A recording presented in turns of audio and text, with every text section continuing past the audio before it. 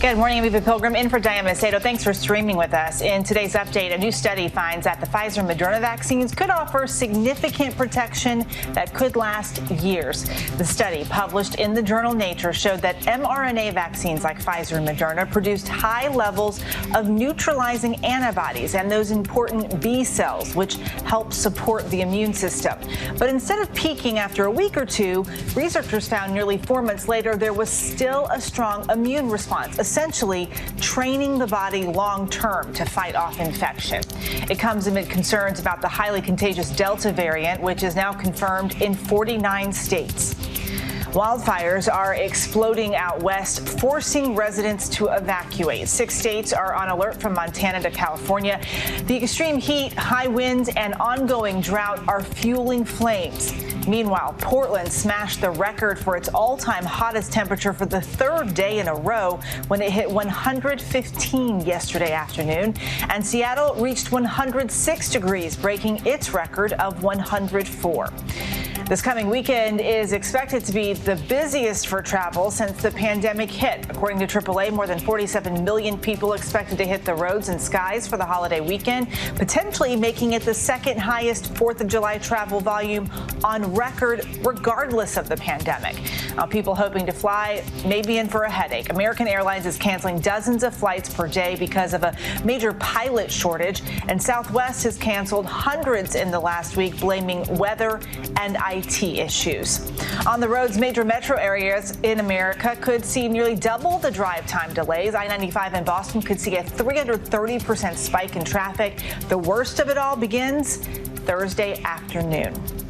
Well, search and rescue crews have been working tirelessly in Surfside, Florida, racing against the clock to find any sign of survivors that deadly condo building collapse. The death toll has climbed to 11. 150 people are still unaccounted for. President Biden is set to travel to Surfside this Thursday, and Stephanie Ramos is there now with the latest. Eva, we are now in day 6 of this search and rescue operation. Officials here insisting this is not a recovery effort yet. They are still searching for people. They're just a few blocks away from where we are, where that tower partially collapsed. Now, overnight, the concern grew for the rescuers and the teams that are there on the ground trying to remove some of that debris, sift through that rubble. There were pieces of stone and concrete that were dangling from the tower, so they had to take a break and remove that to prevent it from falling off of that remaining building. So that building had to be cordoned off. Officials also saying that they found overnight pockets of air, really large pockets of air where they say people could have been, but they did not discover anyone else overnight. And of course, the investigation continues into how this could have happened. A couple of reports and letters coming to light. One from April of this year where a contractor reported cracked concrete and rust at the tower, and then also a 2018 report highlighting major issues as well. Now, we know that the sister building has been looked at by engineers. Those are the 2 towers that are still standing, and those engineers say there is no danger of collapse or imminent danger right now. But some residents have chosen to leave on their own, some residents choosing to stay. But right now, a search and rescue effort going on just a few blocks away from where we are there at the partially collapsed tower. So many crews and teams working to recover those who are unaccounted for. Eva. And Stephanie, I know overnight hundreds of people attended a vigil for the victims and missing at a nearby beach. What was that like, and how is the community reacting as the number of confirmed deaths is growing? I think you're right. Al? Well, it seems as though everyone is really being supportive of one another. We walked down to another makeshift memorial that's been placed there on the beach side of the collapsed tower, and people are leaving flowers there. We could see that folks were consoling one another. One woman was reading from a prayer book, and this is a tight-knit community, and they've only grown closer now with this tragic incident that happened just a few blocks away from where we are right now. But it seems as though the community has really come together, and donations pouring in for those who have been displaced, and everyone really trying to help each other out and comfort, especially those who have missing loved ones. And thinking of those missing loved ones, more than 150 people, what are we learning about those victims? So, we're speaking with different families who, want to share the memory of their loved ones. There are others that are just too upset to share. And it's been a roller coaster of emotions here, a range of emotions from anger to grief to anguish, understandably. One family that I spoke with, they wanted to share about their loved one, Anna Ortiz, and her son, Luis Bermudez. I spoke with Josefina Enriquez, and she said that her daughter and her grandson were found together, and that brings her comfort knowing that they perished together and they led a happy, beautiful life. She says those are the memories that she's going to walk away with. Let's talk about those rescue crews, because they have been working literally around the clock. They are living basically right there nearby this disaster site. When do you think we'll hear more about those 150 people who are unaccounted for? It's so hard to tell right now, Eva. It is a slow process. Officials here acknowledge that, but it's because they're being so methodical about it. Every day, there's just a little bit more progress from what we can see. But as you said, there are more than 100 people who are unaccounted for. They have found 11 people there down at the site, confirmed to have passed away. So it is a slow process, and that's what's troubling for a lot of the families here. They want those answers, but they also understand that these crews are doing the best that they can, but it is a very slow process, and we know that there are so many teams there from the Israeli army, from the state and local, just from all over the country that have come down here to try and help. So it's hard to tell when we will find some of those, when crews will find some of those unaccounted people, but it is going to take some time. A slow and methodical process that they are facing. Stephanie Ramos in Surfside, Florida. Thank you. And for more on this deadly condo collapse, some context, let's bring in Jersey City Fire Chief Stephen McGill. Chief McGill, thank you for being with us. Let's just look at these latest numbers. We have 11 that are dead, 150 that are unaccounted for. We're entering day 6 of what officials are still insisting is a search and rescue mission. You hate to ask this question, but at what point does this go from a search and rescue mission to a recovery mission? And how do you make that decision? I mean, from my perspective, it's tough to say because I don't have the information they have and what they're seeing. But they have experts there that come with those rescue teams of engineers, doctors, and other people that will give them advice, the firefighters, advice on what the survivability potential is, and also advice on further collapsing and how far they should go in and how far they should continue the methodical searching through that debris before we start to go to a recovery mode, which will bring in heavy cranes and other things just to start ripping all that stuff out, not worrying about the bodies that are in there by that time because they were assuming there won't no one that survived. It's just tough to say. It could be a couple more days. Most likely, they'll probably give it 10 to 13, 14 days before they say yes or no. But every day, it gets grimmer looking every day. Need to drop down ASAP. Yeah, and everyone's just holding on to hope at this point, a bit of hope that they can hold on to, that there could be a miracle in that rubble. I know more than 80 rescuers are working on the pile at a time amid sometimes rough weather conditions, high humidity and rain.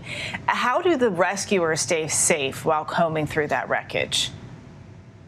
They do the best they can. We go through hundreds, sometimes thousands of hours of specialized training for the rescue task force and in the collapse rescue specifically. So, it's tough. The rule of thumb is you're only in there for about 15 minutes before you have to be relieved. And sometimes it may take you 15 minutes to get to the spot where you want to be at to start shoring up things to make it safe for you to tunnel in further. And it's frustrating being one of the members in there. I've done it before. And to be called out right after you got to a spot where you think you're going to get something. But for the fatigue and just the general welfare of the rescuers, you have to start pulling them out and putting fresh team members in there. That's why it's so difficult and it's so time consuming. And it's very methodical because you're worried about the safety of the members going in there as well as the potential survivors that are inside the rubble. There's so many questions about how something like this can happen. A report from October 2018 said waterproofing below the condominium's pool deck and entrance was failing, causing, quote, major structural damage to the concrete structural slab below those areas. How would a report like this factor into the investigation? And why do you think nothing was done when it was originally flagged? It's tough to say why they didn't do anything, but from a firefighting perspective, these type of buildings are the most stable and they're the least likely to collapse. But once you have spalling where the concrete is exposing the steel underneath and you have rust, that's a big issue. And that would be an issue that as a firefighter, I would go to experts and you talk to the engineers that are there. And those are the people who give a better explanation of that. But as like I said before, there are definitely engineers on that site and that are part of these rescue task force teams, and they're going to be giving them advice as they go through. It's hard to speculate what could have happened, why people didn't do certain things. Money is always a factor, and the amount of damage there is. That's for the finance people and for the attorneys to figure out now. Yeah, it's just hard to kind of like stomach all of that, given the amount of people who are still missing and the loss of life that we're looking at right now. Given all the modern technology that we do have, how does something so unimaginable and tragic like this happen in 2021? I've heard so many people say buildings don't just collapse. Yeah, it's tough to say because, like I said, these buildings are very strong. And they're built that way for a reason, especially that close to the water. So they take every precaution necessary. But as we say in the fire business, once a building goes up, it's fighting gravity all the time. So gravity wants to take that building back down. Unfortunately, sometimes gravity takes over. And that's what happened in this instance where the gravity just took it down. What were the weak points and why? We won't know probably for months until they get all that debris and sift through it. They'll put that building back together like they do after a plane crash to figure out what happened, and so they can prevent that from happening in the future. And those are questions that people will be asking, but right now the search and rescue mission continues. Jersey City Fire Chief Stephen McGill, thank you. And we should note, coming up at 11:30 a.m. Eastern, we are expecting another update from Miami-Dade County officials. We will bring that to you live right here when it happens. And as search and rescue crews continue to look for survivors of that building collapse, ABC News' Victor Oquendo spoke to someone who lived in that building about what it was like moments before the collapse happened. Let's take a listen. What do you remember about the night it collapsed? Did you hear anything first? Did you see anything first? I remember everything. I'm asleep. I'm in bed. It's about 1:30 in the morning, and I hear the loudest thunderclap I've ever heard in my life, times 100. So just imagine the loudest you've ever heard, times that by 100. I'm going, wow, that's a really loud thunder. Oh, and okay, it's Miami, it's a big storm coming in, it's been humid, so there's a storm coming in. And I was gonna turn over, wait for the lightning, which comes like 5 seconds later. 5 seconds later, the bed is rocking, shaking, and the room begins to shake and rock. I'm going, well, I'm in a dream. And I'm in an earthquake in California. You didn't think it was real? No, of course. I literally, honest to God, thought I was in a dream in an earthquake in California. We don't get earthquakes down here. Right, well, I get it. That's why I think I'm in a dream, all right? And I'm ready to turn over and change my position and then fall back to sleep. 5 seconds later, the dust starts coming down from the ceiling, hitting me in the face, and I'm seeing it, I'm going, I'm not in a dream, this is real. And the first thing I said to myself was, well, this is one of those 10,000 years, once in a 10,000 years earthquakes that hits. In 10,000 years, anything can happen. And then my luck, this is the 10,000th year, and it's in Surfside. I'm still thinking it's an earthquake, without a doubt. I run out to the living room where I have the sliding glass doors, open the door, all cloudy, dust, can't see a thing, because I want to see if it's an earthquake, is it affected the rest of the neighborhood? Don't see a thing. I go to my front door, which leads to the hallway. All dust. Don't see a thing. I'm going, wow. What is going through your mind at that point? What do you think could possibly be happening? Earthquake. Okay. Earthquake. I'm thinking earthquake. That's all I'm thinking at that point. The one in 10,000 years that hits Florida. That's what I'm thinking. I'm going, all right, I'm in it now. This is real, and I'm in it. Power's off, obviously. That's all gone. run back to the bedroom, get these pair of jeans that I'm wearing, these shoes that I'm wearing, 2 T-shirts. I put them in a shopping bag, 2 pair of underwear, 2 pair of socks. I got my card, my wallet, my iPhone, my iPad. You had time to do all of this. Well, yeah. I mean, I'm doing all this in 5 minutes because hurricane-wise, you know, you kind of like know where certain things are. So I'm going through this, and then I go back to the hallway to see what's going on. At this point now, the smoke is, the dust has already hit me, and I'm seeing all the rubble, all the cement, the ceiling, everything is falling down. And people are yelling. I don't know how many people are going, help me, get me out. Your neighbors, people you've known for years. Probably 704, maybe 703. I don't know who they were. What unit were you in? 705. If I'm in 704, I'm dead. You know, I'm the first unit that survived on that side. So I'm going, I'm still thinking it's an earthquake. And we had some construction done or some work done on the roof. So I'm thinking either, you know, it's the roof. Something happened on the roof because they were doing work on the roof. Go out on the balcony and I see 10 fire rescue, 20 fire rescue, 40 fire rescue, 80. I mean, it's just nonstop. And you just stayed there on the balcony? I'm on the balcony. Where am I going to go? You know, we're all, and my neighbor's next door, and I have a neighbor upstairs. You knew you couldn't get out of the building. You couldn't go down the stairs. I was too scared to go down there. I mean, come on. You know, go down the fire, and then you're stuck. Okay, down the fire escape. So now what happens is, she said, the lady upstairs said, the building collapsed. So now we're all sitting there freaking out. When is this part of the building going to collapse? We're stuck.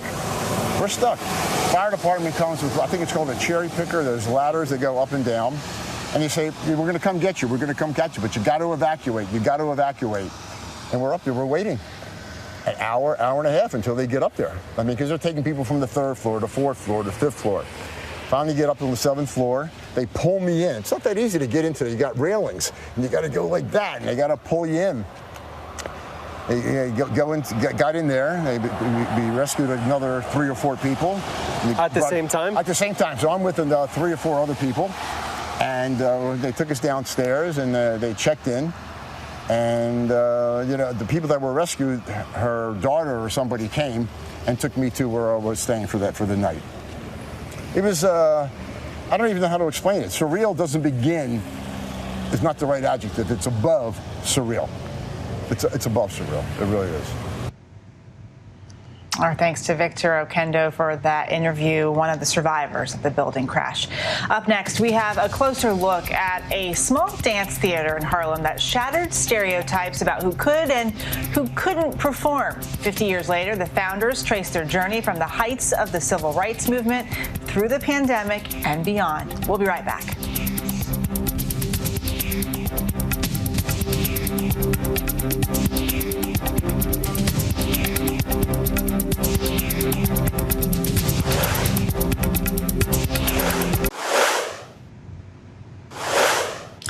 Welcome back. We are looking live at Surfside, Florida, where we're waiting to hear another update from Florida officials on that deadly building collapse. The next press conference is set for 11:30 Eastern, and we will bring that to you live as soon as it gets started.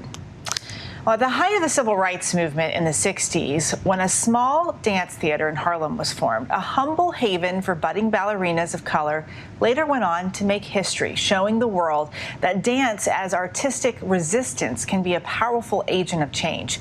Here's Kira Phillips with more. Their precision, still on point. Their perfection, still powerful. Proof that when you master every move, it sends an unforgettable message. We were told when we walked into a room, your chin better be up and your chest high, and you better make them say,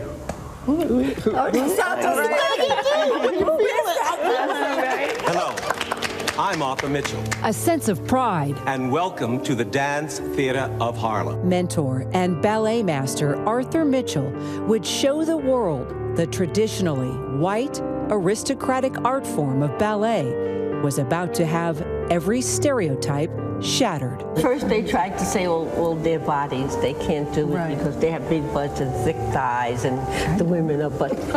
And we dispelled that. Critics said, oh, it's a novelty. Blacks want to do ballet with a question mark. It'll pass. We didn't allow it. We didn't allow it. Yeah. We did not allow it. Pioneers within a pandemic, back together for the first time since it all started here more than 50 years ago. No, and remember the street festival? 5 black ballerinas reclaiming their role in history to teach us all that in times of extreme injustice, Black Lives Matter. the most affecting art is born. Lydia, why does this theater get you emotional? Because I was here from the first day. That's all she had to say. Day one, I was 17 years old. I didn't know what ballet could do for me. But I said, I'll give it another try. and then it was like, oh my God, this is fabulous. America is shocked and saddened by the brutal slaying tonight of Dr. Martin Luther King. Spurred by Martin Luther King Jr.'s assassination, Mitchell, the first black principal dancer at New York City Ballet, knew what the power of an integrated stage could do. So Arthur Mitchell started the Dance Theater of Harlem after the assassination of Martin Luther King Jr. Why do you think he did that? I think he realized, I need to do something for my community. You know, I need to do something in Harlem. And to figure out what, in terms of how to do it. to use what he knew, which was ballet, and to actually say, we matter. Come on, John. Come on up here. Come on. Inclusion infusing presidents, world leaders, Queen Elizabeth, elegant reminders of what is possible. How did ballet help you get through the civil rights movement in the 60s? I think we were ambassadors, and we knew we were making history. We were classy. Ladies and gentlemen. And what was the other phrase? We're doing something way bigger than yourselves. This is much more than just you. That was our contribution to the Black Power movement and the Civil Rights movement. We didn't have to go and march and hold packets or anything. Their performances became their protest and their moves, creating a movement of their own. We were breaking we knew barriers. Yeah. You see Lydia doing Agon or Romeo and Juliet. You see Sheila and Rhythmatron, and it's like, and you, I mean, you're seeing black ballerinas in ballet and doing it well, and people are like, you know, all of the naysayers going, okay, I guess I was wrong about that. No burden if he, no burden too big to bear. We'll get there. They got there. The wonderful patois that Gail used to always do and scare all of us, but you know, to the song of "He Ain't Heavy." He's my brother, and it had this amazing sort of signature moment. She is lifted up in the air. I mean, lifted, literally. He ain't heavy. Literally sitting on his hands. On his hands. People, audiences should go crazy because it was both a stunning visual feat, along with the crescendo and the moment and the music and what it said. It moved people. Yeah. They felt it. You can lean back on him, lean back on him. And that feeling continues. I want to make something very authentic and just the power that you have as dancers. Thanks to founding member, praised principal dancer, and artistic director, Virginia Johnson. That was a little bit better, Derek. Yes, better. And her trailblazing truth. The curtain would go up and the audience thought that maybe they were going to see the Harlem Globetrotters, and they saw a ballet company of diverse people. And by the end of that performance, they were standing on their feet cheering for us. So here we are again, experiencing a social justice awakening. What do all of you say to young dancers of all colors in this moment? We got your back. Yeah, it's still going to be a struggle, but we're here, we're family. Black. My brother. Brown. Ballet Beautiful. Take a bow. He ain't heavy. Oh, what a beautiful story, Kira Phillips. Thank you for that. We are expecting to hear from officials in Surfside, Florida in just a few minutes, and we will bring you that live when it starts. For now, though, that does it for this ABC News Live update. I'm Eva Pilgrim in for Diane Macedo. Thanks for joining us. And remember, ABC News Live is here for you all day with the latest news, context, and analysis. Stay safe and have a great day.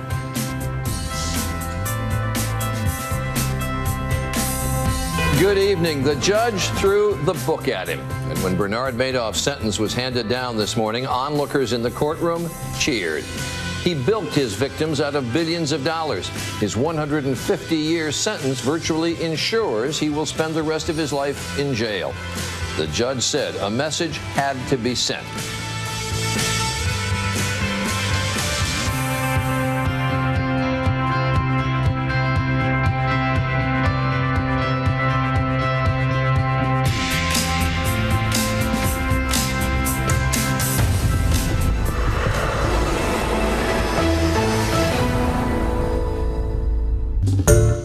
Hi everyone, George Stephanopoulos here. Thanks for checking out the ABC News YouTube channel. If you'd like to get more videos, show highlights, and watch live event coverage, click on the right over here to subscribe to our channel, and don't forget to download the ABC News app for breaking news alerts. Thanks for watching.